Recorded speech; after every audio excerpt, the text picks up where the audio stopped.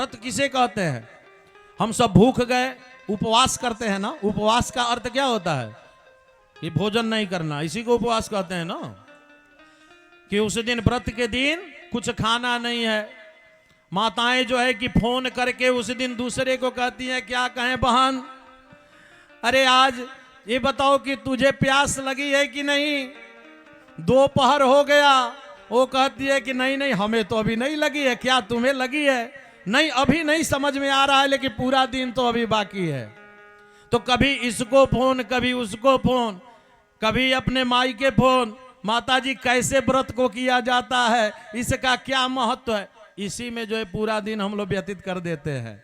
और कोई पूछता है, घर के लोग आ जाए, अगर पति देव आ जाए कि थोड़ा एक काम कर दीजिए, आज आपको समझ में नहीं आता, आज बिना खाए पिए जो है कि व्रत हम रखे हुए हैं। ये व्रत है क्या? व्रत का अर्थ ये नहीं होता है। उपवास का जानते हैं अर्थ क्या होता है? उपसमीपः वासः इति उपवासः। आपको बता दे रहा हूं, ऐसा व्रत एक दो नहीं, 1,00,000 कर लीजिए, उससे कुछ फायदा नहीं होने वाला है। कहे कि उपसमीपः वासः, उप के समीप में जो व्रत कीजिए।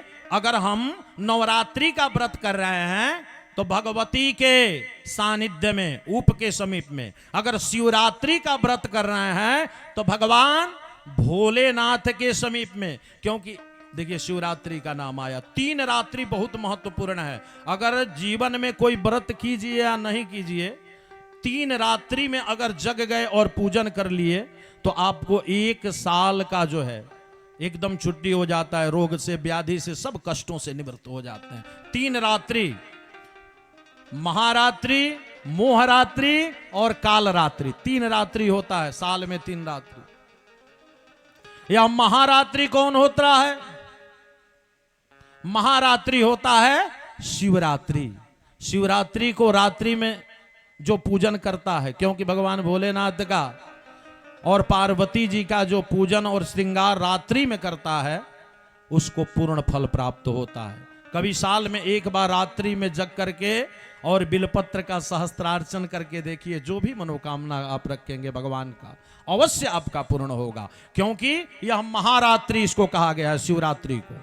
और दूसरा मोहरात्रि। मोहरात्रि कौन सा है? दीपावली का। दीपावली के दिन मोहरात्रि, दिन का पूजा का महत्व नहीं है।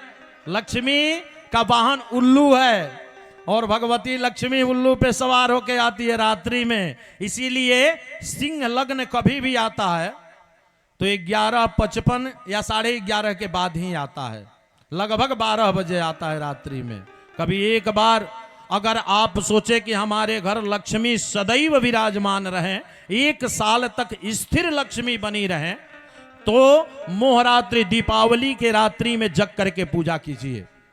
कहा कि महारात्रि, मोहरात्रि और कालरात्रि। कालरात्रि कौन सी है? यह नवरात्रि जो आ रहा है ना, तो अष्टमी की रात्रि जो होती है वह कालरात्रि होती है। उस दिन 12 बजे निशा पूजा कीजिए भगवती का, तो आपको 1 साल तक भगवती की कृपा बनी रहती है। यह 3 रात्रि है। कहा कि व्रत किसे कहते हैं? तो व्रत का अर्थ होता है उपसमीपः वासः इति उपवासः। जो भी व्रत कीजिए, अगर आप एकादशी व्रत कर रहे हैं तो भगवान नारायण का जप करते रहिए, भगवान के समीप रहिए। समीप रहने का मतलब कि फोटो के समीप बैठना नहीं है, उनके नाम को जपते रहिए, उनके हृदय से उनके समीप रहिए, सब कार्य करते रहिए।